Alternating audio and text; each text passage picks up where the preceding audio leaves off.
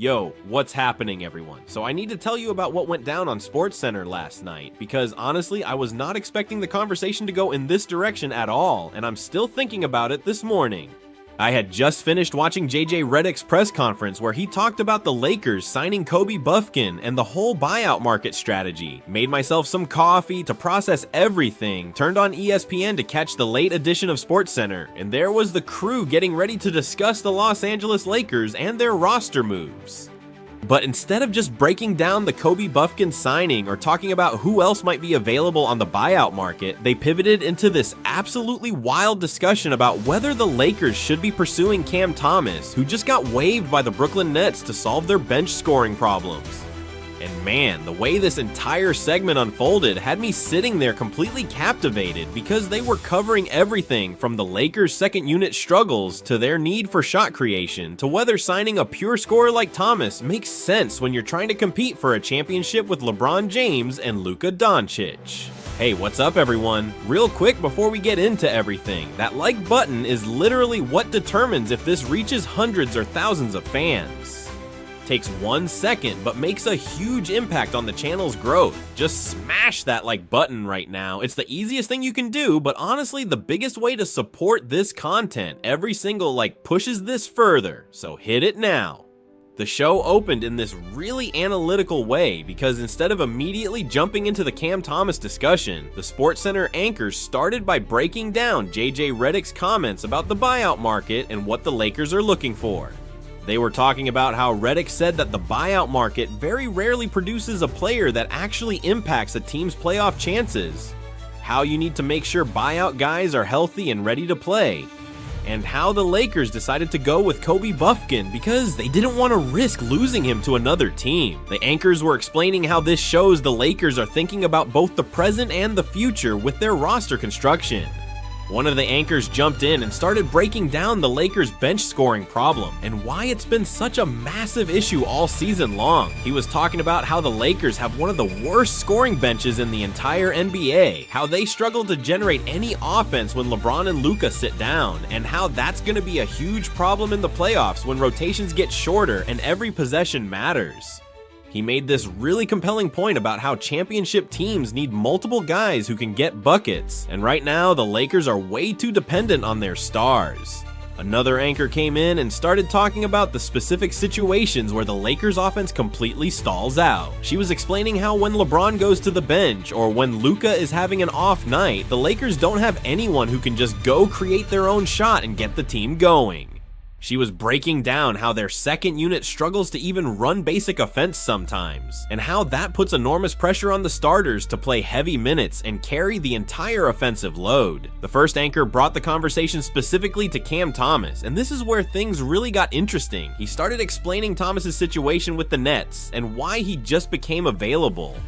He was talking about how Thomas is a pure scorer who averaged over 22 points per game last season, how he's one of the best shot creators in the league, but how the Nets waived him because of fit issues and concerns about his defensive effort and ball dominance. The anchor was really emphasizing how Thomas is now available for any team to sign, and multiple contenders are going to be interested. The female anchor jumped back in and started talking about why Cam Thomas would be such a perfect fit for what the Lakers need offensively. She was breaking down how Thomas can score from all three levels, how he's deadly in isolation situations, how he can create his own shot off the dribble whenever you need a bucket, and how he would give the Lakers exactly what they're missing from their bench. She made this point about how having Thomas come off the bench would completely transform the Lakers' second unit and take so much pressure off everyone else. The other anchor interrupted and started talking about the financial aspect of potentially signing Cam Thomas. He was explaining how Thomas would be available on a buyout deal or potentially a minimum contract, how that means the Lakers could add him without giving up any assets or significantly impacting their salary cap situation, and how that kind of value is exactly what contending teams need. The anchor was making this point about how the Lakers can't afford to trade assets or take on big contracts, so finding a scorer like Thomas on the cheap would be perfect. The first anchor came back and started discussing the concerns with Cam Thomas and why some people think he wouldn't fit with the Lakers. He was explaining how Thomas is known as a ball stopper who doesn't pass much, how he's a defensive liability, and how JJ Redick just talked about how important it is to find guys who are ready to play and buy into the team concept. The anchor was arguing that Thomas has a reputation for being selfish and not playing winning basketball, and that might not work in Los Angeles. The female anchor got back in there and countered by saying that Thomas's role would be completely different with the Lakers than it was in Brooklyn. She was explaining how in Brooklyn, Thomas was asked to be the #1 option and carry the entire offensive load, but with the Lakers, he would be coming off the bench and just providing scoring punch in specific situations. She made this really interesting point about how Thomas could actually thrive as a complementary player if he's not being asked to do too much. The other anchor jumped in and started talking about how LeBron James and Luka Doncic would benefit from having Cam Thomas on the roster. He was explaining how both LeBron and Luka are playing huge minutes and creating almost all of the Lakers' offense, and how having Thomas would allow them to rest more during games while still maintaining offensive firepower. The anchor was making this point about how championship teams need to manage their stars' workloads, and adding a scorer like Thomas would help with that significantly. The first anchor then shifted the conversation to talk about JJ Redick and whether he would actually use Cam Thomas if they signed him. He was explaining how Redick is in his first year as a head coach and is still figuring out his rotation, how he's shown he's willing to play young guys like Kobe Buffkin and Jake LaRavia, but whether he would trust a player like Thomas who has defensive limitations. The anchor was arguing that it would be pointless to sign Thomas if Redick isn't going to give him real minutes in important games. The female anchor came back and made an interesting comparison between Kobe Buffkin and Cam Thomas. She was talking about how the Lakers just signed Buffkin, who's a young developmental player with two-way potential, and how signing Thomas would be the opposite approach where you're adding a proven scorer who can help you win right now. She was explaining how the Lakers seem to be trying to balance both timelines by adding young players and proven veterans, and Thomas would fit perfectly into that strategy. The other anchor started getting more analytical, and he was talking about the offensive numbers and what Cam Thomas would bring statistically. He was showing how Thomas averaged over 22 points per game on decent efficiency last season, how he's one of the best pick and roll scorers in the league, and how he would immediately become one of the Lakers' best offensive players outside of their stars. The anchor was making this point about how those kinds of numbers don't lie, and the Lakers desperately need that kind of production. The first anchor brought up the defensive concerns again because he clearly wasn't convinced this would work.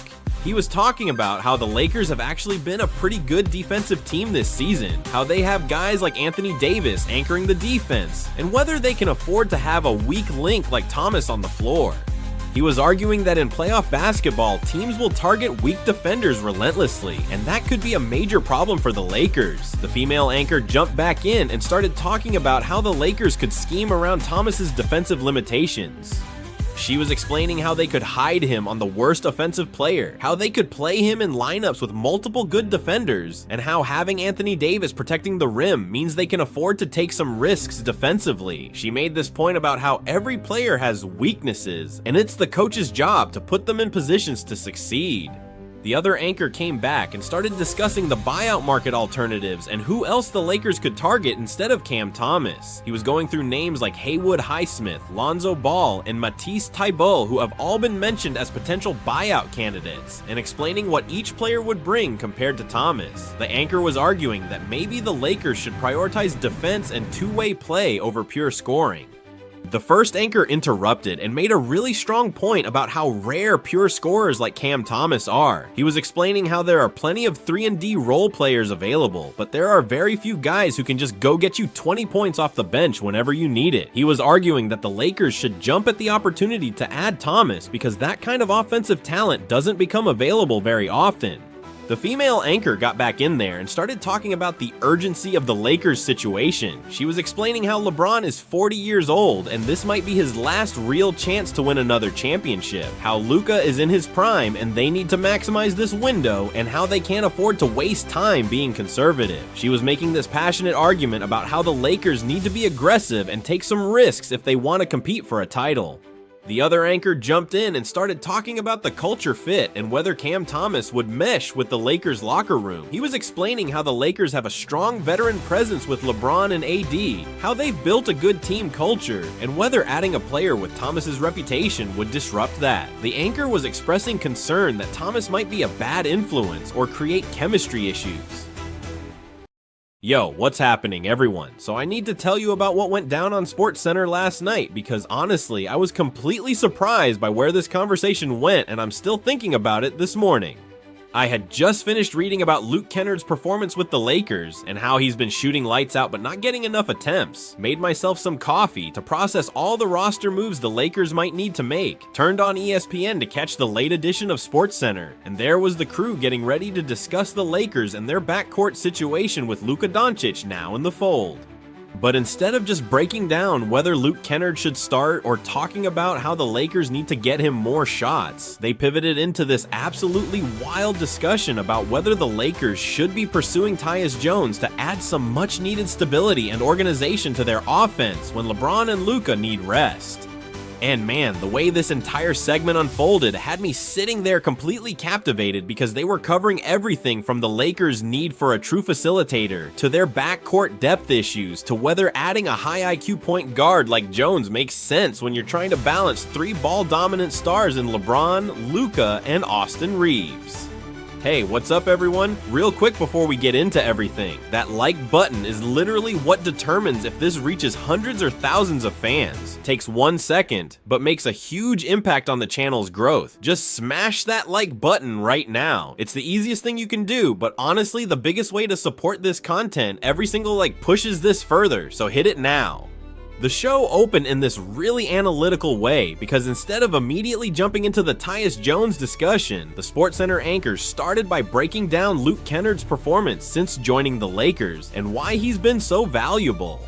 They were talking about how Kennard has been great defensively, which has been a surprise, how he's the second best three-point shooter of all time and brings incredible gravity, but how he's only getting 2 or 3 attempts per game when he should be getting 8. The anchors were explaining how the Lakers need to run more sets to get Kennard open looks, and how guys like LeBron and Austin Reeves need to be more conscious of finding him.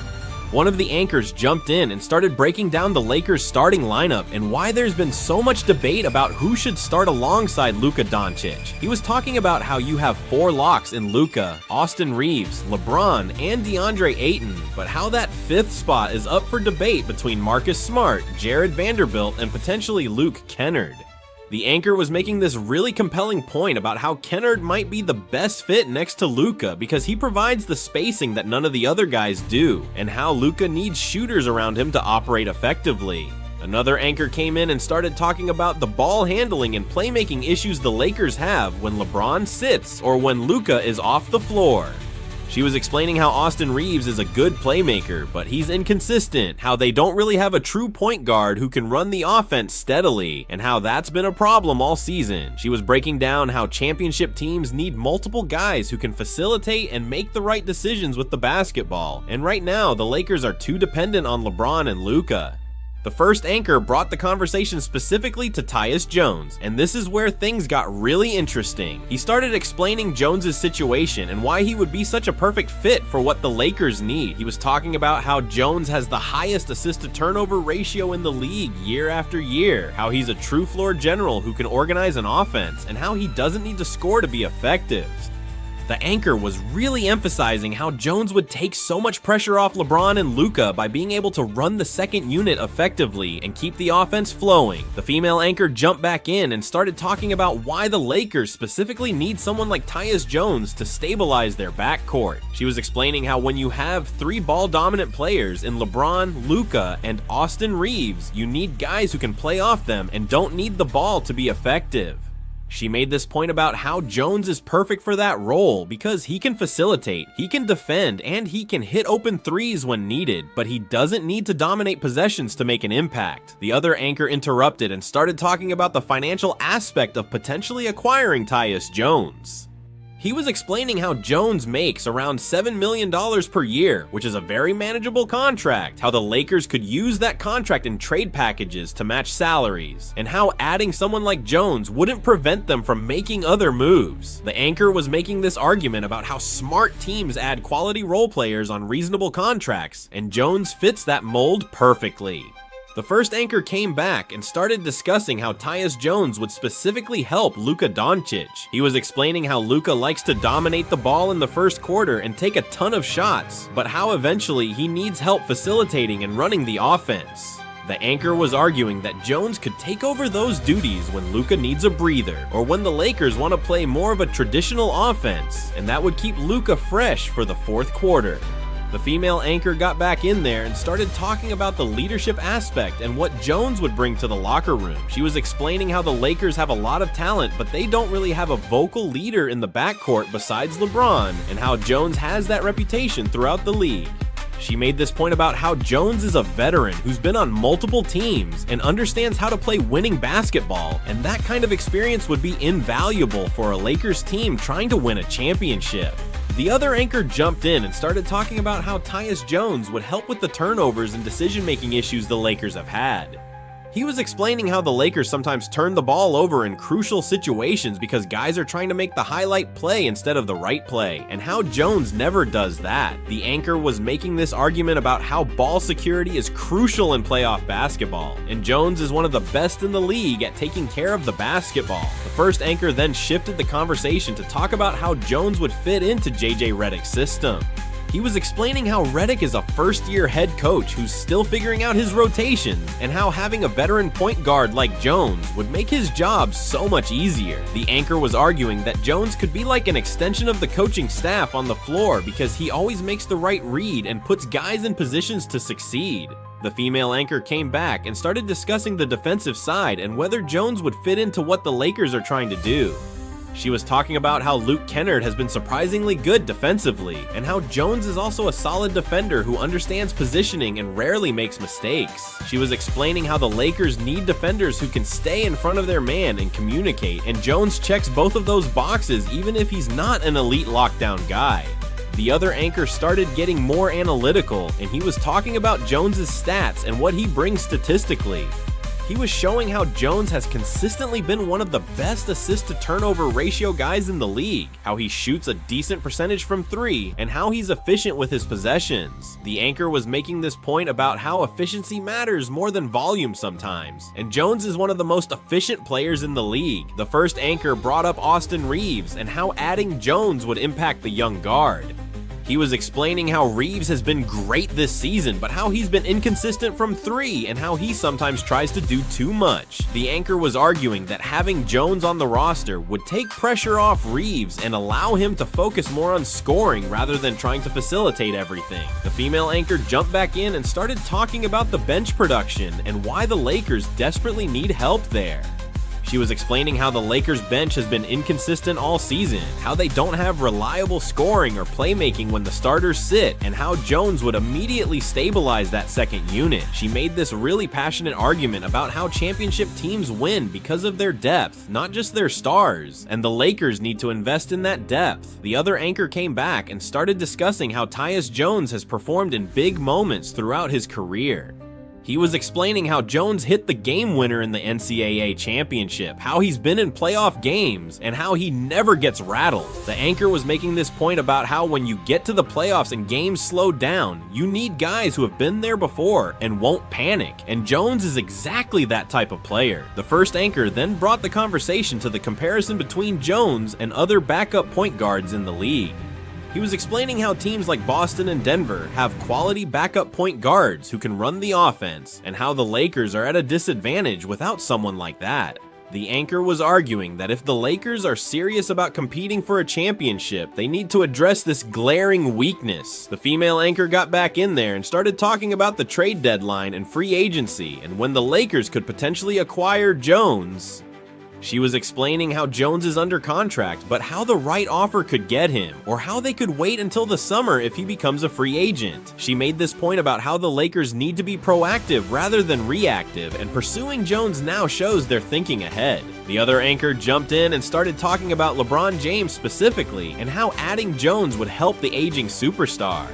He was explaining how LeBron is 40 years old and playing heavy minutes, and how having someone like Jones who can facilitate the offense would allow LeBron to rest more and save energy for the playoffs. The anchor was making this argument about how the Lakers need to be smart about managing LeBron's workload if they want him performing at his best come playoff time. The first anchor started wrapping things up by talking about the urgency of the Lakers situation. He was explaining how they have LeBron in his final years, how they just traded for Luka Doncic, and how their window is right now. The anchor was arguing that adding smart pieces like Tyus Jones is exactly what championship teams do, and the Lakers can't afford to waste this opportunity. The female anchor jumped in with some final thoughts about how this move would impact the Lakers' offensive flow. She was talking about how the Lakers sometimes struggle to run a cohesive offense because they have too many ball-dominant players, and how Jones would help organize everything and make sure everyone gets involved. She was explaining how having a true point guard who can control tempo is invaluable, especially in close games. Yo, what's happening, everyone? So I need to tell you about what I watched on First Take this morning, because honestly, the conversation completely blindsided me, and I'm still processing everything that was said. I had just finished reading some news about the Lakers front office situation, poured myself some orange juice, turned on ESPN to see what the hot topics were, and there were Stephen A. Smith, Shannon Sharpe, and Mad Dog Russo about to get into this absolutely wild discussion about the Los Angeles Lakers and whether they should be pursuing Bruce Brown on the buyout market. And let me tell you, the way this entire segment unfolded had me sitting there completely captivated, because they were covering everything from the Lakers front office restructuring plans, to their roster construction, to what Rob Pelinka needs to do this offseason to actually give LeBron and the rest of the team a legitimate chance to compete in the Western Conference. The segment opened in this really unexpected way, because instead of immediately jumping into the Bruce Brown discussion, Stephen A. started by talking about the reports that just came out about the Lakers planning to completely reshape their front office and executive structure this offseason. He had this serious expression on his face, and he goes, "Now listen, we just got some major news about the Los Angeles Lakers and what they're planning to do with their front office, and this could change everything about how this franchise operates moving forward." And you could tell by his tone that he was setting up something really significant. Stephen A. He continued, "The Lakers are looking to model their basketball operations after what the Dodgers have done on the baseball side, bringing in multiple executives and creating more of a collaborative approach rather than having everything run through one person like Rob Pelinka. And if they're serious about reshaping their front office, they better start by making some smart moves on the buyout market, and Bruce Brown should be at the top of their list." Shannon Sharpe immediately jumped in, and he started breaking down why the Lakers are in such a desperate position right now when it comes to their roster construction and their need for versatile role players. Shannon was talking about how the Lakers have LeBron James, who's still playing at an incredibly high level despite being in his late 30s. How they have Anthony Davis when he's healthy, and how they just added Luka Doncic in that massive trade. But outside of those three guys, who do they really have that they can trust in a playoff series? Shannon made this really compelling point about how championship teams need depth. They need guys who can defend multiple positions. They need players who understand their role and execute it consistently. And right now, the Lakers don't have nearly enough of those types of players on their roster. Mad Dog came in absolutely fired up, and he was yelling about how the Lakers have been making the same mistakes over and over again for years now, signing guys based on name recognition rather than actually doing proper scouting and evaluation to determine if those players can still contribute at a high level. He brought up the whole thing about how the Lakers don't even have a pro scouting department, which is absolutely insane for a franchise of that stature and with those resources. Mad Dog was really emphasizing how that's led to disasters like the Gabe Vincent signing, where they paid him based on one good playoff run with Miami without properly evaluating whether that performance was sustainable or if he was just the right player in the right system at the right time. Stephen A. brought the conversation specifically to Bruce Brown, and this is where things really got interesting. He started breaking down Brown's career and why he would be such a perfect fit for what the Lakers desperately need right now. Stephen A. was talking about how Bruce Brown was a crucial piece on that Denver Nuggets championship team, how he's a guy who doesn't need plays run for him to be effective, how he can defend multiple positions with his size and versatility, and how he brings that kind of championship pedigree and winning mentality that would be invaluable in a locker room with LeBron and these other stars. Stephen A. was really emphasizing how the Lakers need more players who are willing to do the dirty work, who can guard the other team's best perimeter player, who can rebound from the guard position, and who understand that their value comes from impacting winning rather than putting up big individual numbers. Shannon jumped back in and started talking about the defensive side of things and how Bruce Brown would specifically help the Lakers on that end of the floor. He was explaining how the Lakers have been getting torched defensively all season long, how teams have been attacking them on the perimeter and in transition, and how they desperately need more defenders who can actually stay in front of their man and make life difficult for opposing scorers. Shannon made this point about how Bruce Brown is exactly the type of defender who brings intensity on every possession, who takes pride in shutting down his matchup, and who has the physical tools and basketball IQ to guard positions 1 through 4 depending on what the matchup requires. Shannon was really hammering home the idea that defense wins championships, and if the Lakers want to have any chance of making a deep playoff run, they need to significantly upgrade their perimeter defense. Mad Dog interrupted, and he started talking about the offensive side and how Bruce Brown would fit into what the Lakers are trying to do with LeBron and Luka both handling the ball and creating for others. He was explaining how the Lakers don't need Bruce Brown to be a primary scorer or someone who needs touches to be happy. What they need is someone who can knock down open corner threes when the defense collapses, someone who can cut to the basket and finish around the rim, someone who can push the pace in transition and create easy scoring opportunities. Mad Dog was making this point about how Bruce Brown has shown throughout his career that he's a smart offensive player who understands spacing and timing, and he would thrive playing alongside 2 elite playmakers like LeBron and Luka who can create open shots for their teammates. Stephen A. came back and started talking about the buyout market dynamics and why the Lakers need to be aggressive in pursuing Bruce Brown before other teams sign him. He was breaking down how once quality players hit the buyout market, they have their choice of destination, and there are going to be multiple contending teams trying to add someone with Brown's skill set and championship experience. Stephen A. was explaining how the Lakers need to leverage their location advantage, their history and prestige as a franchise, and the opportunity to play with LeBron James to convince Bruce Brown that Los Angeles is the right fit for him. Shannon got back in there and he started talking about the front office restructuring and how that connects to the Lakers' plans for the buyout market and the upcoming offseason. He was making this really interesting point about how, if the Lakers are serious about reshaping their front office to be more like the Dodgers' baseball operations, they need to start making smarter decisions immediately, and that includes being strategic and analytical about who they target on the buyout market.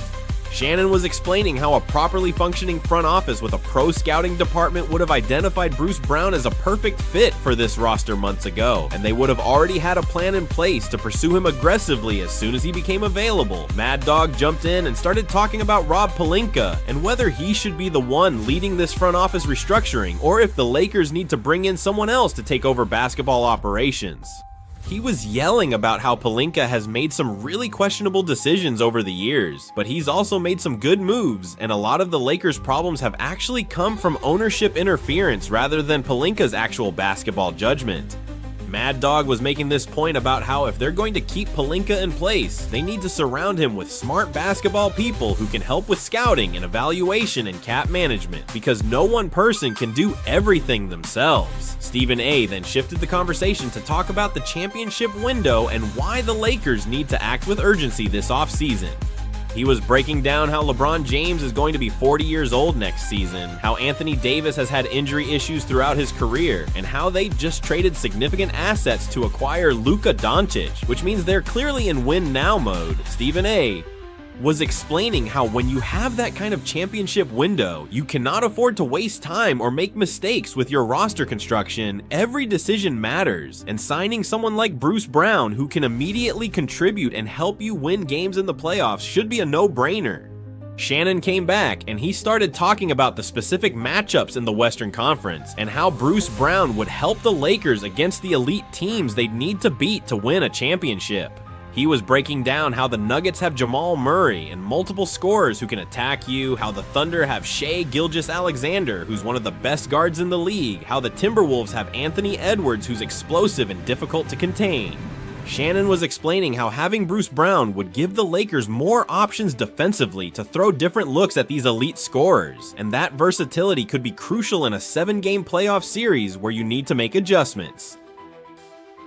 Yo, what's good everyone? So I need to tell you about what I caught on First Take earlier today, because honestly, I'm still trying to process everything that went down in that studio. I had just finished my morning workout, came back home, grabbed some water, turned on ESPN, and there were Stephen A., Smith, Shannon Sharpe, and Mad Dog Russo about to get into this absolutely crazy discussion about the Los Angeles Lakers and whether they should be making a move for Evan Mobley from the Cleveland Cavaliers. And let me tell you, the way this entire conversation unfolded had me sitting there completely locked in, because they were covering everything from the Lakers' recent roster moves to their championship aspirations with LeBron still playing at an elite level to what this team really needs to compete in the Western Conference. Hey, what's up everyone? Real quick before we get into everything, that like button is literally what determines if this reaches hundreds or thousands of fans. Takes 1 second, but makes a huge impact on the channel's growth. Just smash that like button right now. It's the easiest thing you can do, but honestly the biggest way to support this content. Every single like pushes this further, so hit it now. The segment started in this really unexpected way because instead of jumping straight into the Mobley discussion, Stephen A. opened by showing highlights from the Lakers' recent trade where they acquired Luke Kennard and in the process freed up some cap space that would allow them to make additional moves. He had this look on his face like he knew something big was about to drop, and he goes, "Now listen, the Los Angeles Lakers just made a move for Luke Kennard, but that's not the end of their activity, that's just the beginning." And you could tell by his tone that he was setting up something major. Stephen A.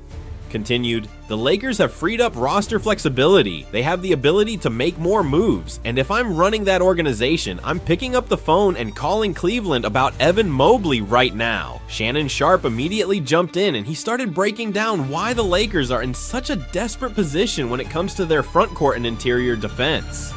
Shannon was talking about how the Lakers have struggled all season long protecting the rim, how they've had issues defending pick and roll actions, how opposing teams have been attacking them in the paint over and over again because they don't have that dominant defensive presence.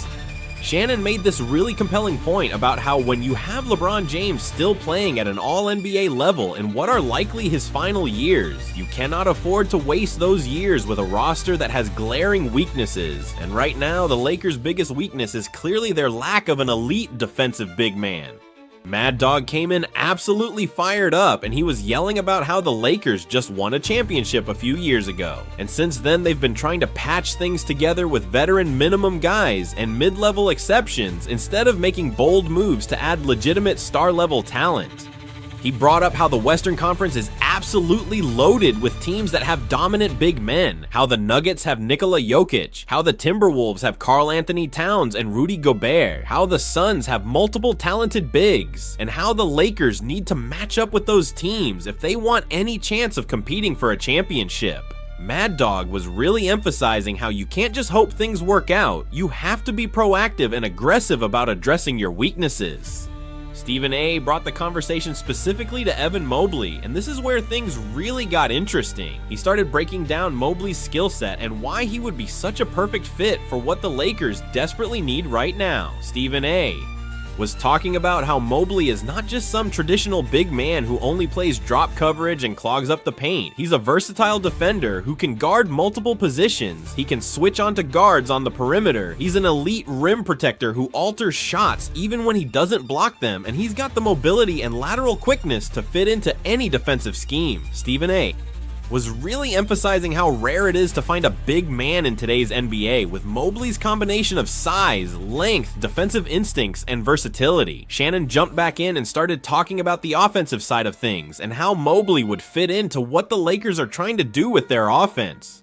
He was explaining how the Lakers don't need their big man to be a primary scorer who dominates the ball and takes 20 shots a game. What they need is someone who can set solid screens, roll hard to the basket, finish efficiently around the rim, and make the right passes out of short roll situations.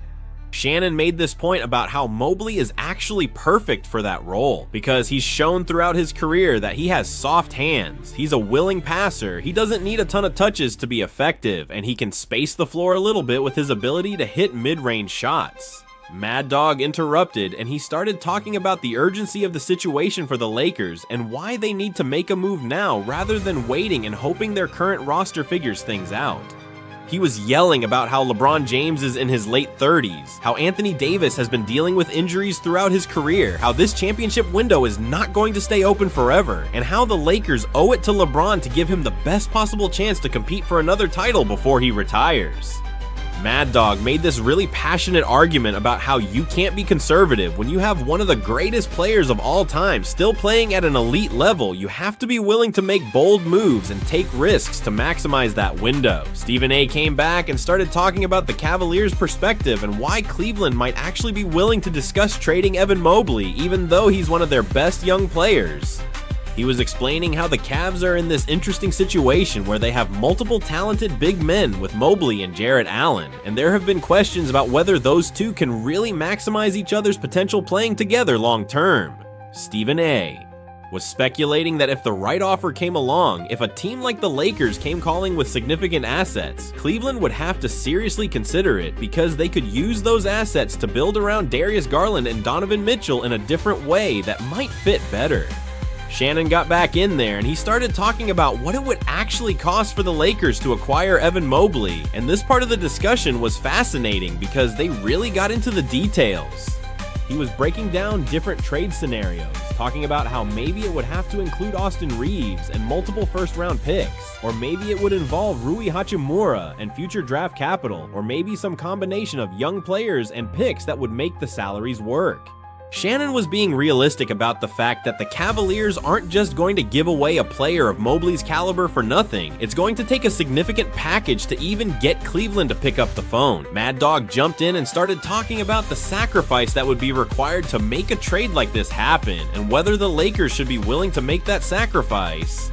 He was explaining how the Lakers would probably have to give up pieces that they've invested in, players that fans have grown attached to, and future draft picks that could turn into valuable assets down the road. But Mad Dog was adamant that when you have LeBron James and Anthony Davis on your roster, and you're trying to compete for championships, you cannot be worried about protecting assets. You have to be willing to go all in and do whatever it takes to win now. Stephen A then shifted the conversation to talk about how adding Evan Mobley would specifically change the Lakers' defensive identity and make them a completely different team on that end of the floor. He was breaking down how the Lakers' defense has been inconsistent all season, how they've struggled to protect the rim consistently, how they've had problems defending the pick and roll, and how Mobley would address basically all of those issues immediately. Stephen A was really emphasizing how transformative Mobley's presence would be for Los Angeles, how he could anchor their defense in a way that nobody on their current roster can, and how that would allow Anthony Davis to play more of a free safety role and conserve energy for the offensive end. Shannon came back and started talking about the fit from a chemistry and culture standpoint, and I thought this was a really interesting angle to explore. He was making this point about how the Lakers have always been a team that attracts star players who want to win championships, and Evan Mobley would be coming into an environment where he's surrounded by veteran leadership in LeBron and AD who could help him develop and reach his full potential. Shannon was explaining how sometimes young players need to be in the right situation to truly flourish, and playing alongside two future Hall of Famers in Los Angeles could be exactly what Mobley needs to take that next step in his career. Mad Dog started getting animated again, and he was talking about the playoff implications of adding someone like Evan Mobley to this Lakers roster. He was yelling about how in the postseason, when the games slow down and become more physical, when the refs let teams play more, you need players who can win in the trenches, who can battle for rebounds against the best big men in the league, who can protect the rim when star players are attacking the basket. Mad Dog was making this point about how the Lakers have gotten exploited in playoff series over the past few years by teams with dominant big men, and adding Mobley would completely flip the script and make them the team with the advantage in the paint. Stephen A brought up an interesting angle about how this move would impact the rest of the Western Conference and the Lakers standing among the elite teams in the conference. He was talking about how if the Lakers add Evan Mobley, they immediately become a much tougher matchup for every contender in the West because they would have the defensive versatility and rim protection to slow down any offense. Stephen A. was explaining how the psychology of the league would shift if Los Angeles made a move like this because it would signal that they're not content to just make the playoffs and hope things work out. They're willing to be aggressive and make bold moves to compete for championships. Shannon jumped back in and started comparing this potential situation to other successful trades in Lakers history where they added a defensive anchor who helped them win championships. He brought up how the Lakers trading for Pau Gasol gave them the missing piece they needed to win back-to-back titles, how acquiring Dwight Howard was supposed to create a dominant front court even though that didn't work out, and how sometimes one trade can completely change the trajectory of a franchise. Shannon was really hammering home the point that the Lakers have a history of making bold moves to win championships, and trading for Evan Mobley would be continuing that tradition. Mad Dog came back and he was talking about the timeline of all this and when the Lakers would realistically be able to make a move for Mobley. He was explaining how major trades like this don't usually happen during the season because it's too disruptive, how they're more likely to happen during the offseason when teams have time to evaluate their rosters and make long-term decisions. Mad Dog was speculating that the Lakers would probably have to wait until the summer to make a serious push for Mobley, but he was also saying that they should be laying the groundwork now, having preliminary conversations, understanding what it would take to get a deal done. Stephen A. started talking about LeBron James specifically and how adding Evan Mobley would benefit him at this stage of his career. He was making this point about how LeBron has had to carry such a heavy burden on both ends of the floor for so many years, and while he's obviously still one of the best players in the league, having a defensive anchor like Mobley would take significant pressure off of him defensively. Stephen A.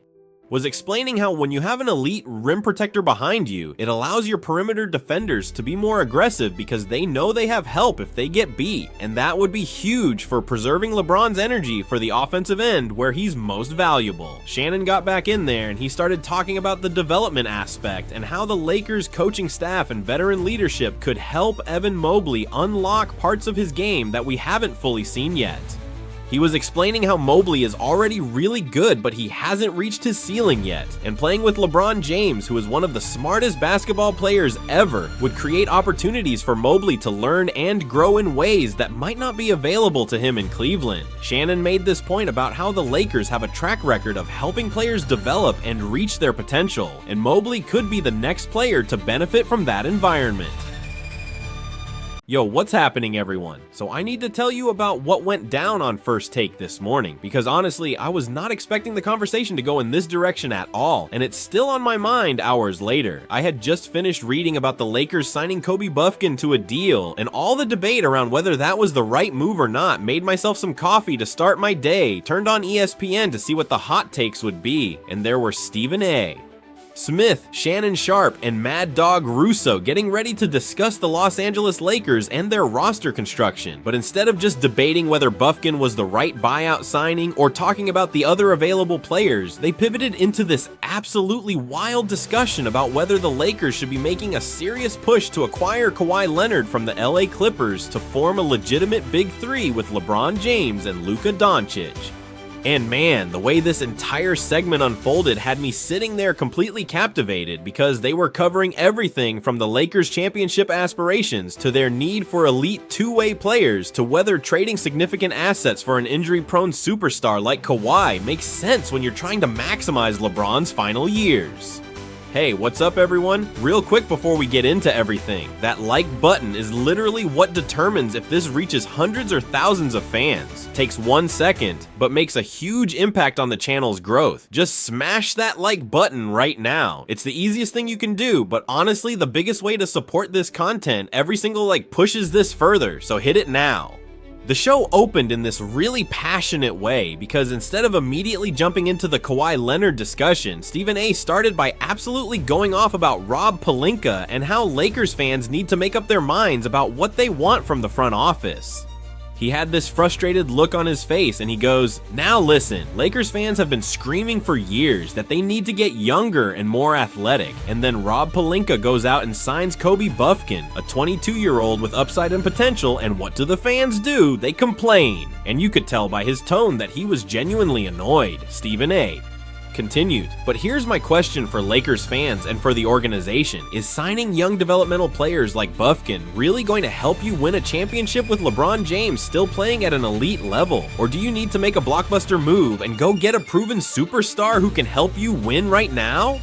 Shannon Sharpe immediately jumped in and he started breaking down the Lakers roster and why they're in this awkward position where they're trying to win now with LeBron.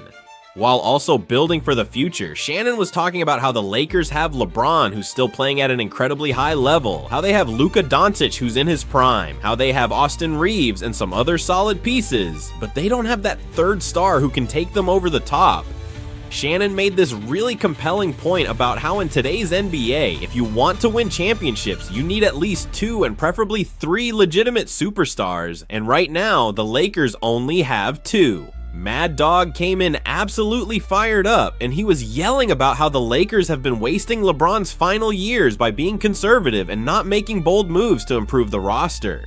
He brought up how LeBron came to Los Angeles to win championships, how he's given everything to this franchise, and how they owe it to him to surround him with championship caliber talent. Mad Dog was really emphasizing how you can't waste time developing young players when you have a 40-year-old LeBron James on your roster. You need to go all in on winning right now. Stephen A. brought the conversation specifically to Kawhi Leonard, and this is where things really got interesting. He started breaking down Kawhi's situation with the Clippers and why he might actually be available this offseason. Stephen A. was talking about how the Clippers just traded Paul George, how they're clearly in a transition phase, how Kawhi has dealt with constant injuries over the past few years, and how the Clippers might be willing to move him if the right offer comes along. Stephen A. was explaining how the Lakers and Clippers sharing the same city creates this unique dynamic where a trade between the two teams could actually make sense. Shannon jumped back in and started talking about the history between Kawhi Leonard and the Lakers and why this time might be different. He was breaking down how back in 2019, Kawhi chose the Clippers over the Lakers because he wanted to be the man and didn't want to play in LeBron's shadow, but now the situation has changed. Shannon made this point about how Kawhi is older now. He's dealt with so many injuries, and maybe he's realized that winning championships is more important than being the alpha dog, and teaming up with LeBron and Luka could give him the best chance to add more rings to his legacy. Mad Dog interrupted, and he started talking about the fit from a basketball perspective and why Kawhi Leonard would be absolutely perfect for what the Lakers need. He was explaining how the Lakers have struggled defensively all season, how they need someone who can guard the other team's best player, and how Kawhi is one of the greatest perimeter defenders in NBA history. Mad Dog was making this point about how having Kawhi on your team means you can throw him at whoever you want defensively, while also having an elite scorer who can create his own shot in crunch time. And that's exactly what championship teams are built around. Stephen A. came back and started talking about what a big three of LeBron, Luka, and Kawhi would look like and how dominant that could be. He was explaining how you'd have 3 players who can all create their own shot, who can all be the best player on the floor on any given night, and how that kind of star power is what you need to win championships in today's NBA. Stephen A. was really emphasizing how the Lakers would instantly become the favorites to win the championship if they could pull off this trade. Shannon got back in there and he started talking about what it would actually cost to acquire Kawhi Leonard from the Clippers. He was speculating about different trade packages, talking about how maybe it would take Anthony Davis going the other way, or maybe it would take a package of role players and all their future draft picks, or maybe the Clippers would just be willing to move him for salary relief.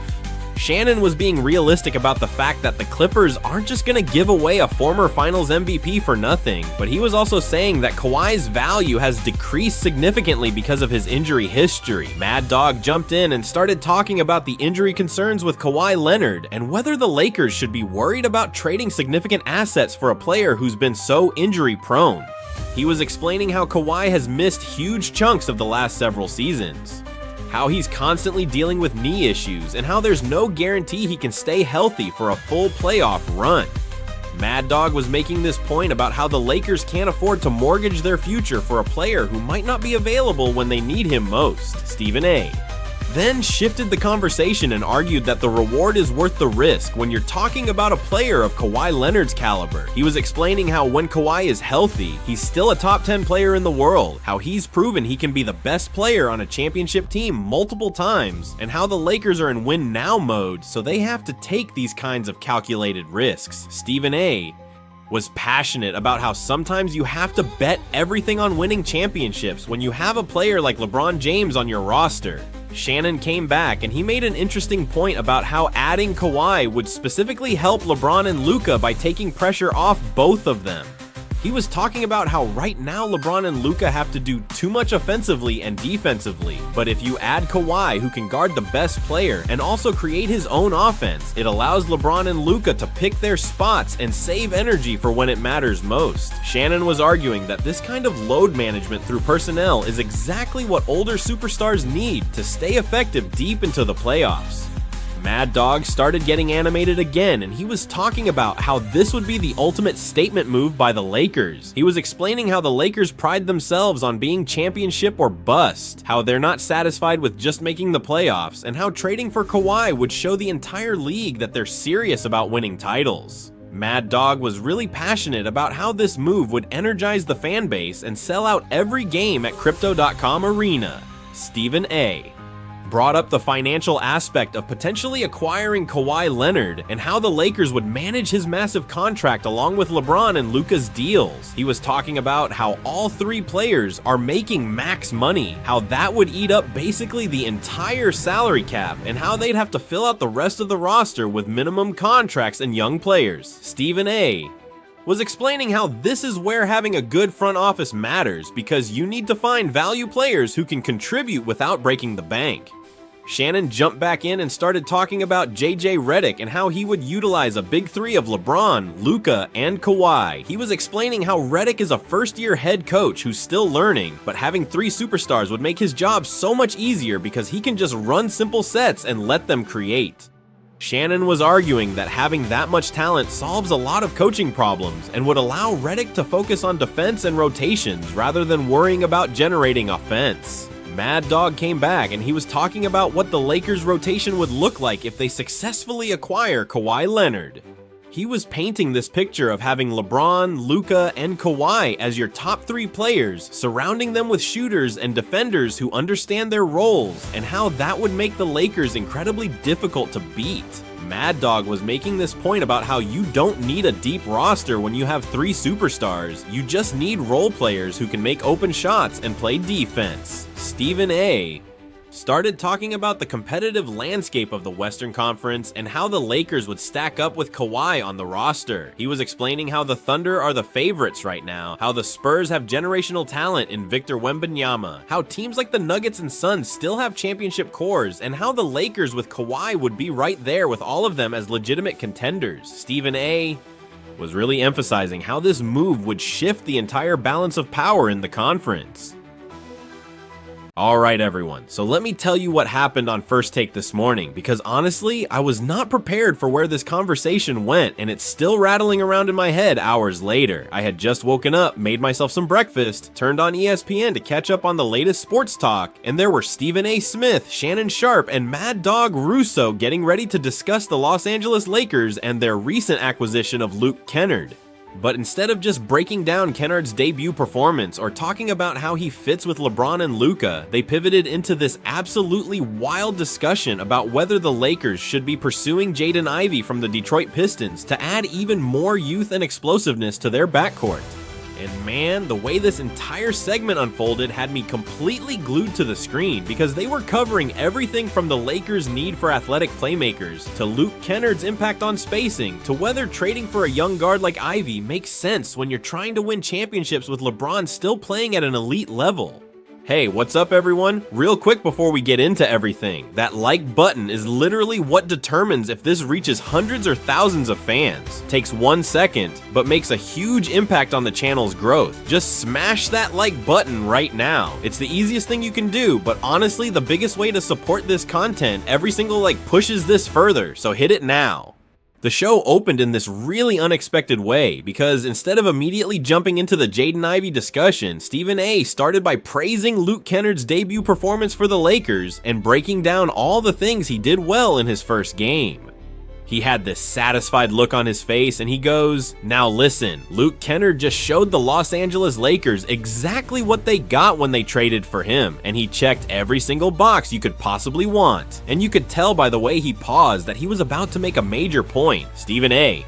continued, "But here's my question for the Lakers and for their front office. Is Luke Kennard enough? Is adding one elite shooter going to solve all of your offensive problems? And if the answer is no, then what else should you be doing to give LeBron James and this roster the best possible chance to win another championship?" Shannon Sharpe immediately jumped in and he started breaking down the Lakers roster construction and identifying where they still have weaknesses that need to be addressed. Shannon was talking about how Kennard is obviously a great addition because of his elite shooting and floor spacing, how he's going to make life easier for LeBron and Luka by drawing defenders and creating driving lanes, but at the end of the day, the Lakers still need more guys who can create their own shot and attack the basket with speed and athleticism.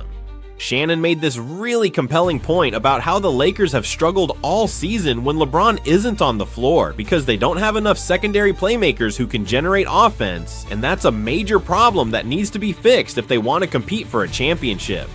Mad Dog came in absolutely fired up, and he was yelling about how the Lakers just made a trade for Luke Kennard, and that's great, but they can't be satisfied with just one move when they still have glaring holes on their roster. He brought up how the Western Conference is absolutely loaded with talented teams, how you've got the Thunder and the Nuggets and the Timberwolves all competing for championships, and the Lakers need to match their talent level if they want to have any chance. Mad Dog was really emphasizing how the Lakers need to be aggressive and continue making moves to improve this roster rather than sitting back and hoping Kennard alone fixes everything. Stephen A. brought the conversation specifically to Jaden Ivey, and this is where things really got interesting. He started breaking down Ivey's situation in Detroit and why he would be such a perfect fit for what the Lakers desperately need right now. Stephen A. was talking about how Ivey is one of the most explosive guards in the entire NBA when healthy, how he can get to the rim at will with his speed and first step, and how that kind of attacking mentality would give the Lakers a completely different dimension on offense. Stephen A. was really emphasizing how the Lakers currently rely so heavily on LeBron and Luka to create everything, and adding a young athletic guard like Ivey who can break down defenses off the dribble would take so much pressure off those guys. Shannon jumped back in and started talking about the fit from a scheme perspective and why Jaden Ivey would thrive playing alongside LeBron James and Luka Doncic.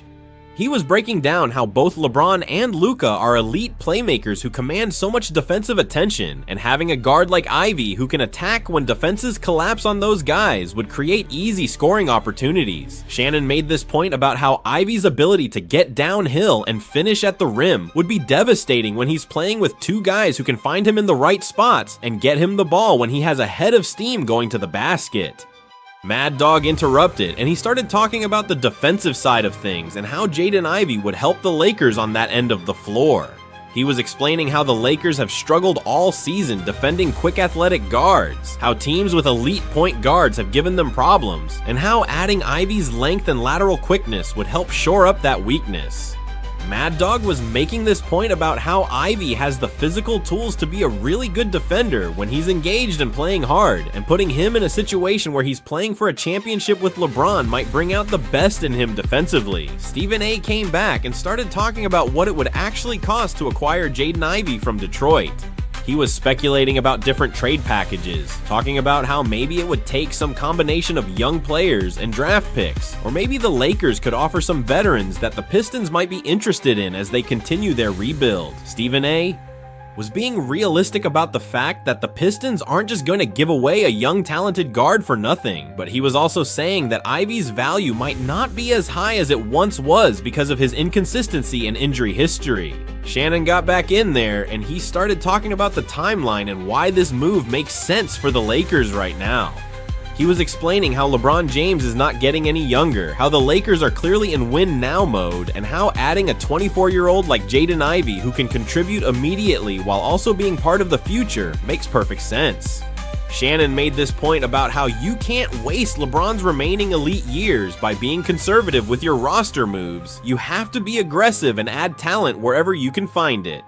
Mad Dog jumped in and started talking about how Luke Kennard and Jaden Ivey would actually complement each other really well if the Lakers had both of them. He was explaining how Kennard is the elite shooter who spaces the floor and makes everyone's life easier, while Ivey is the athletic slasher who attacks the rim and creates pressure on the defense. Mad Dog was making this point about how having both types of guards would give the Lakers so much more versatility offensively and make them much harder to defend. Stephen A then shifted the conversation to talk about JJ Redick and how he would utilize Jaden Ivey in his offensive system. He was breaking down how Redick loves to run actions that get shooters open looks, how he's one of the best ATO designers in basketball, and how adding a guard like Ivey who can create his own shot would give him even more options. Stephen A was explaining how Redick could design plays that use Ivey's speed and explosiveness to attack defenses in transition and in the half court. Shannon came back, and he made a really interesting point about how Jaden Ivey's development has been stunted by playing on bad teams in Detroit.